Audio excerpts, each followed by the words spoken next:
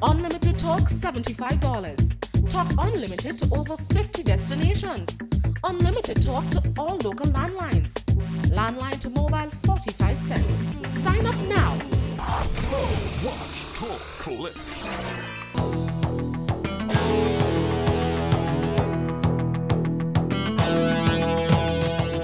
This is CC6 Newsnight Weekend Review for November 12 to November 15, 2012. It was the week in which a trade union picketed the workplace of the chairman of a statutory body. The acting supervisor of election was made known to the public. Government announced a reduction in fares on the Osprey to the Sister Isles, and a regional consultant highlighted lessons to be learnt from the Sandals deal.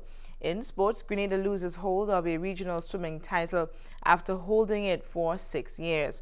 We'll bring you details when we return. Unlimited talk $75. Talk unlimited to over 50 destinations. Unlimited talk to all local landlines. Landline to mobile 45 cents. Sign up now. Flow, watch, talk, click. Superior one-on-one customer service. Phenomenal products customized to your individual style and need. Fast and efficient service are all attributes that have made St. Lou the leading manufacturers of windows and doors for over 30 years in St. Lucia. And we are now pleased to extend our services to you. Try our new single-hung windows, which can be tilted for easy cleaning. Our famous casement windows, which locks with keys for added security. Our gliders, projected aluminum and heavy sliding windows, sliding and commercial doors, commercial shop fronts, and more. Visit us today, building number 19 Frequente Industrial Park, St. George's, or call us at 439-6538. At Scotiabank, we offer a number of borrowing solutions to make home ownership work for you. It all starts with a conversation. For the right mortgage advice, come in and talk to us. Scotiabank. Discover what's possible.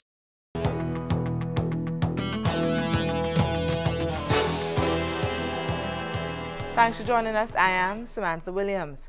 Government is expected to find a solution to the impasse involving almost 40 registered nurses within the next 2 weeks. But in the meantime, the group of young people has been advised to remain at home and wait. The Public Workers Union has advised the over 30 young registered nurses that engaged in industrial action last week to stay off the job until official appointments by government. Last Wednesday, the RNs held a mild protest on the grounds of the General Hospital, pressing for an increase in their monthly wages of $700, which is a stipend they received while attending school, although some of the nurses graduated as far back as 2010. During the protest, the Minister of Health, Permanent Secretary and Chief Nursing Officer in the ministry had a meeting with representatives of PWU, including President Madonna Harford, and it was agreed that within 2 weeks, government will address and solve the issues raised. Executive Secretary of PWU, Augustine Shadow David, says they anticipate the immediate appointment of some RNs and are hopeful they can provide contractual arrangements for the others. Most of the nurses indicated that they have already applied. I don't know if the minister means that they have to apply again. I mean, I don't think none of the nurses who participated in the protest have not applied. They have applied and they just haven't been hearing anything. The thing is, the nurses man the hospital, they run shifts, and they're still getting stipend. The RN $700 stipend was being issued by the T.A. Marichaud Community College, which conducted the nursing program, but that payment stopped more than a week ago. Some of the things is, remember the nurses were given a stipend. Now the college had told the nurses that the stipend will be cut off at the end of October. So would they go back to work now, then there's no stipend, there's no salary. So it's like, I mean, you're working for free. I mean, could you imagine they volunteered for so many years and now you volunteered for another month? This time for nothing? He says the nurses have been providing their services to the General Hospital and other health facilities around the island daily and deserve to be compensated for what they do. Registered nurses have a fixed salary that we work with. It's in the estimates of expenditure and revenue of the government, and we want them to be in that range. So we're not really looking at an increase or anything. We're basically looking that they should be employed and unemployed properly and ensure that there's some dignity.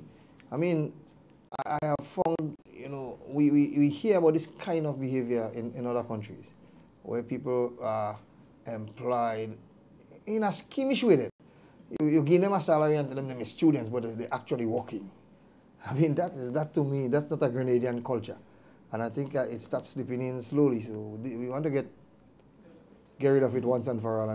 If government does not provide a solution within the 2-week time frame, Mr. David says the union is prepared to take any steps deemed necessary. Public Workers Union is not the kind of union that push or threaten anybody. But we think it's only fair that you do what is right. And once you do what is right, I don't think we have an issue. And I mean, I think the ministers and our government, the employer, understands that workers, the only ammunition the workers have is labor. And a withdrawal of labor is a lot. Because we have written, it's not like this action might have looked as it just come out of the blues, but we have written several letters and nothing has been done. So now I think we took a little action and we see some movement. We're only hoping that movement finish off and clean everything up. Blossom Alexis Welsh, CC6 Newsnight. It was a protest on the streets on Wednesday as GTAU pressed its demands for action to be taken against the chairman of the board of a statutory body who has been accused of covering up information relating to sexual harassment. Lingham, where are you? Lingham, hiding from your workers. Lingham in the office, hiding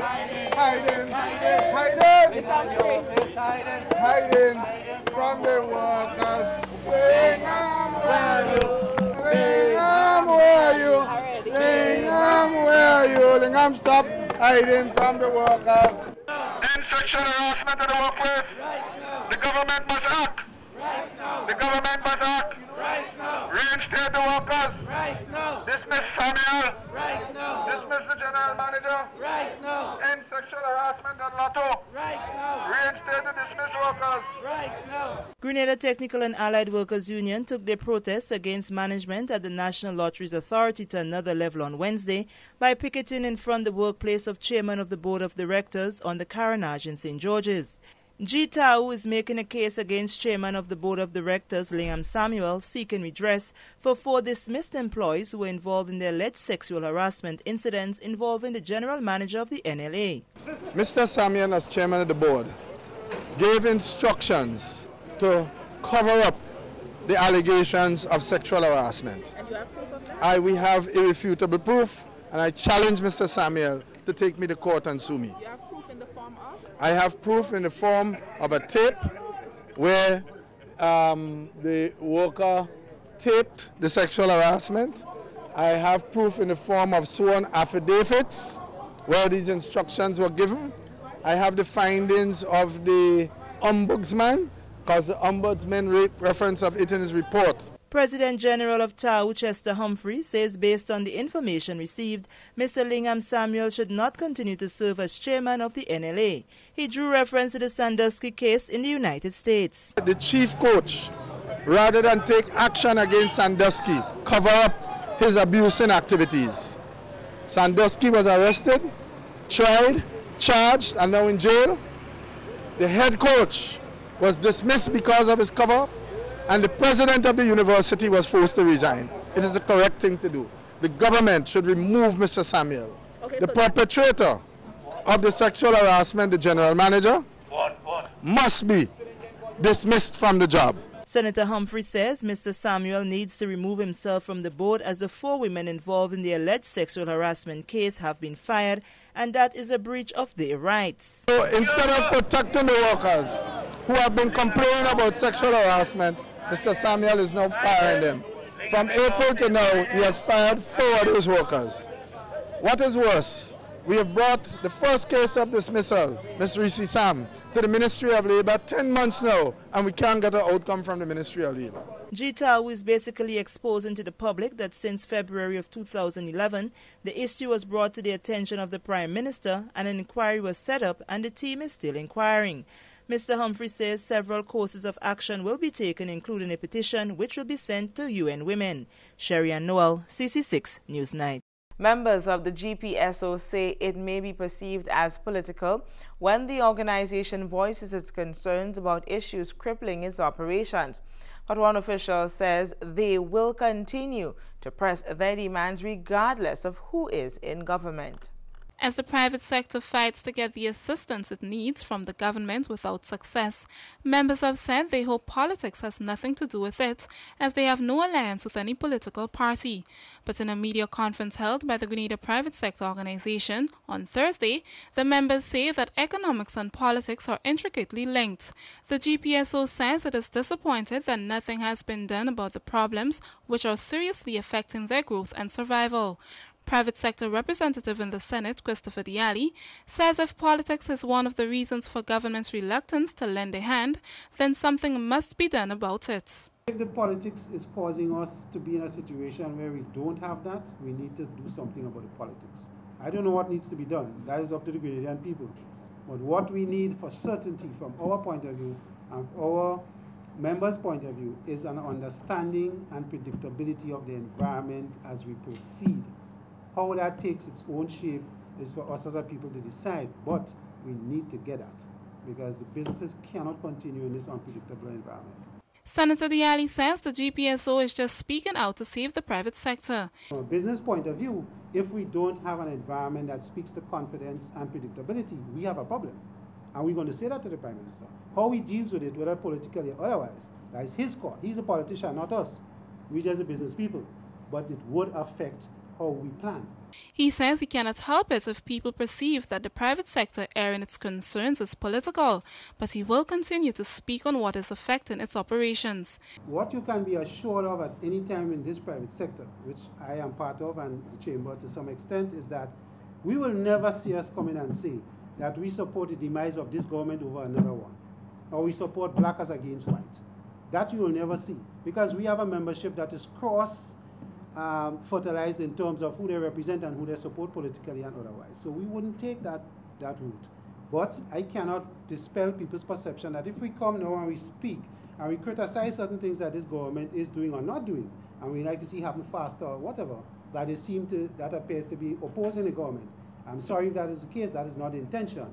We are just reporting it as it is. Senator Diali says they have to honestly speak about the situation, whether it's perceived as political or not. Karima Lewis, CC6 Newsnight. When we return, $15 off the price of a ticket to Carriacou. Only one dishwashing liquid can do the job. Quicks is the expert in taking out the toughest grease easily. You know you can trust it.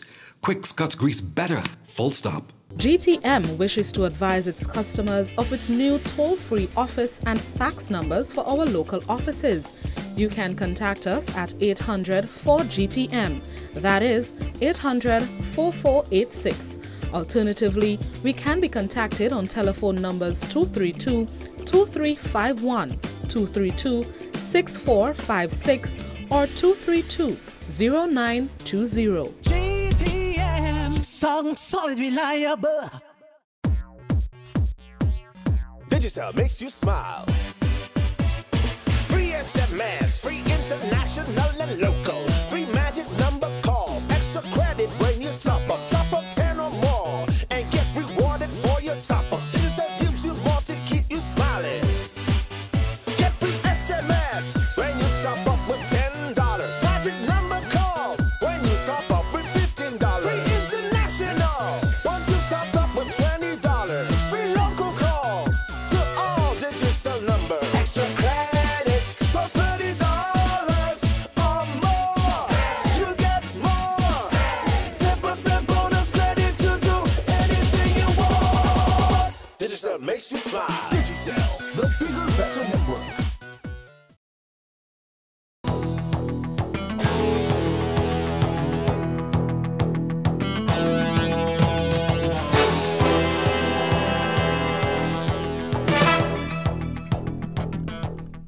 Welcome back. A potential 4% increase in the unemployment rate has been averted with the purchase of La Source Resorts by Sandals International. And one economist, while praising this move, says there is a serious lesson to be learned. Economist and regional consultant Dr. Patrick Antoine has welcomed the addition of sandals to the local tourism industry, but is cautioning that government should be prepared to deal with small hoteliers who may need help in keeping their businesses alive. Speaking with CC6 Newsnight on Tuesday, Dr. Antoine says the addition of sandals to the local landscape will no doubt improve the business climate. There is no denying the fact that sandals is a very impressive addition to the hotel stock and will serve its weight in gold in terms of assisting to market Grenada as a destination. I also believe that with sandals and other projects of this nature, the difficulties we've had with airlift and with attracting and keeping the airlines will in fact be abated. Sandals managed to secure an incentives package from government, which the Economist describes as quite rich, as it includes 25 years concession on some taxes. Where some would have concerns is in relation to the richness of the incentive package. The 25 years for the corporation tax, the 25 years on VAT, the 25 years on waiver of the CET, etc. Those are very, very rich concessions that the group has been able to extract from the government. But again, the government found itself in a very difficult position at a very difficult time in the national economy. And so its negotiating capital has been diminished. Dr. Antoine makes a comparison to another deal that was struck for a hotel on Granans Beach. One day before the general elections in July 2008, government transferred the freehold for 20 acres of property to Tymeburg Holdings, a company owned by the family of Formula One star Lewis Hamilton.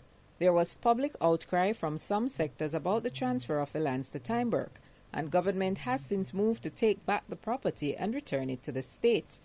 Whether it is Mr. Stewart, but Stewart and Sandals, that buys a private asset from the tailors in La Source, or whether it is the Hamiltons that buy an asset, including the freehold. Incidentally, the land that Mr. Stewart bought and Sandals is freehold, yes. The asset that the Hamiltons would have bought freehold should not have excited us in that way, because at the end of the day, it is in fact a transfer. The Sandals deal should be a lesson for the country, he says. I endorse this project, and if another large hotel has to come to Grenada, and as part of securing the investment, we must make a prudent economic decision of whether to transfer leasehold land to freehold land. Whether that land is owned by the government or owned by a private party, once the economic analysis makes sense, I will support that project on the tenets of economics and finance. And I think this ought to serve us as a good example of why it is that we must engage these things objectively. The new owner has already announced an increase in the number of rooms at Sandals La Source from 100 to almost 300 over a 3-year period, and a staff complement of more than 400 at that stage. The concessions given to Sandals is in return for a $100 million investment package. Beverly Sinclair, CC6 Newsnight. The burden of the cost of traveling to Carriacou and Petite Martinique will be eased somewhat for passengers, as government has struck a deal with the Osprey Lines, which serves as the primary mode of communication between the two sister islands. Cost of traveling to and from the sister isle of Carriacou will be reduced to passengers, as the government of Grenada has signed a memorandum of understanding with Osprey Lines to reduce the price of tickets. In an interview with the Minister of Carriacou and Petite Martinique Affairs, Senator George Prime, on Wednesday, he says the cost of transportation to the sister island has been a major concern for many years. The National Democratic Congress's 2008 manifesto, he says, promised to ease that burden for the islanders and people traveling to the island. Senator Prime says Osprey agreed to sign on condition that government provides some aid to them as well. One of the arrangements is to give them 100% duty-free fuel, so they would not have to pay the duties on fuel. 100% duty-free on spare parts, which is also a heavy cost. So these agreements, while we would have liked to see much more in it, in light of the heavy economic factors, the nature of the economy at the state, We can do as much as we like, but a start in that direction, I believe, is going to augur well for all persons who are seafaring, traveling to and from Carriacou, and indeed Petite Martinique, to the mainland. The new arrangement will result in a reduction on the return trip from Carriacou, which is currently $180. Government now, together with these lines, Osprey lines, have now signed this arrangement where Osprey is going to provide the journeys now at a reduced price. The reduction, I think, in relation to Carriacou would be $15 from the natural price. It has always been costly to charter the boat in case of emergencies, he says, but government will now be covering that cost as well. Somebody who falls ill in Carriacou, for example, and it is outside of the normal run of the Osprey, will not have to find $15,000 to $20,000 in which to charter the boat to take the sick person to or from Grenada. Osprey Line is going to provide one of those facilities, services, within the period stipulated in the agreement for travel to and from Carriacou. So that person would not have to find that money. Government is going to meet it. Currently, the boat is traveling once per day, which is an inconvenience to passengers. And Senator Prime says with this new arrangement, it will be different. Once we go back to the normal route of things, in light of the new arrangement, then travel to and from Carriacou would be much more convenient, one. Two, people are going to be able to go back to their normal business, the course of dealings. Osprey Lines, because of the cost implements, they may not have to reduce the price for their going to and fro again, because government is going to stipulate the price of the tickets and so on. So I think the people who are going to be the main beneficiaries are the traveling public to and from Grenada, Carriacou, and Petite Martinique. It's not only Carriacouans. In a month or two, the reduced prices will come into effect, he says. Karima Lewis, CC6 Newsnight. 2 months after the Supervisor of Elections, Judy Benoit, went on leave due to illness, the Governor General has appointed someone to fill the position for at least the next 2 months, effective last week. Permanent Secretary in the Ministry of Agriculture, Aaron Francois, is now the acting Supervisor of Elections. Mr. Francois on Monday spoke with CC6 Newsnight at the Parliamentary Elections Office on Archibald Avenue. He was asked who recommended him for such a position, knowing the dedication needed to run a ministry and now the electoral office. The Parliamentary Elections Office falls under the ambit of the Governor General. So he's the one that effected the appointment. Recommended by? Well, I'm not sure. He's, I would understand, given the importance of the office and the need to continue to get the work, expedite the work, given an election is imminent. As we all know, certainly he felt obliged to get someone to fill in the office. And so when I was approached, they asked me to give the assistance. I'm always willing to serve, and so I consented. Mr. Francois' appointment comes on the heels of the opposition New National Party calling for an electoral commission, the late issuing of the voters' registration cards, and a long delay in publication of a current voters list. I would not want to speak specifically to those issues as it relates to the specific issues. But what I can tell you is I've already started meeting with the staff and getting a sense of where we are. Hearing the complaints from the public also, and sort of start devising strategies to see how we can combat some of those challenges. Francois says while he is new to the position, he is confident that his leadership will be able to guide a fair process. The system that is currently in operation at the electoral office, as you know, it's a continuing registration process. And that system, it's a new system that has been introduced only this year, fully computerized system. And so, like anything else, you expect some glitches and some challenges, but I don't believe that the challenges are insurmountable. I think it is being able to organize the resources that you have at your disposal and to ensure that you deliver the product, and to ensure that the confidence in the electoral office to execute a fair, elections is I think is paramount. Mr. Francois' appointment is significant as an election is constitutionally due in 2013. I believe that the system is there. So, for example, you have a central system here at the electoral office, and then you have many of the sub-constituency offices where you have personnel, and the electoral registration process is ongoing. So that work is ongoing. As you see, only recently the list was published. So that how can we continue to up the game in terms of meeting the needs of the public and to allaying some of the fears and the challenges that faces us. Despite the concerns about one person's ability to meet the demands to manage a ministry and now the electoral office, Francois says his commitment is to do whatever is necessary to ensure that the electoral office delivers. Sherry-Ann Noel, CC6 Newsnight.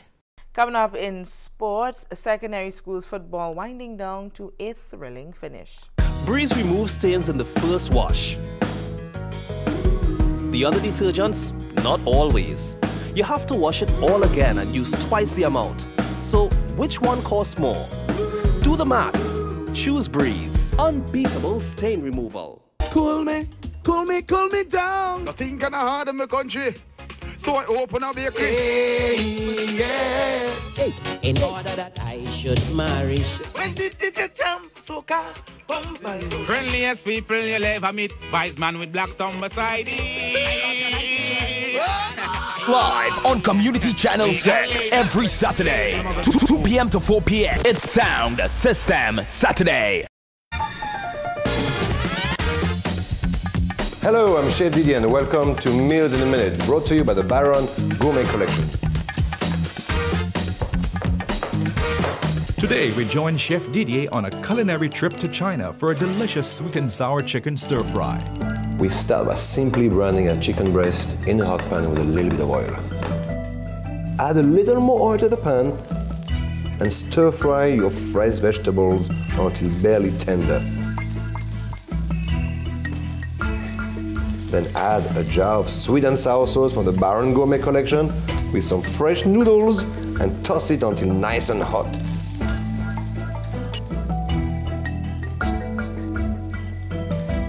And now you are ready to enjoy your sweet and sour stir fry.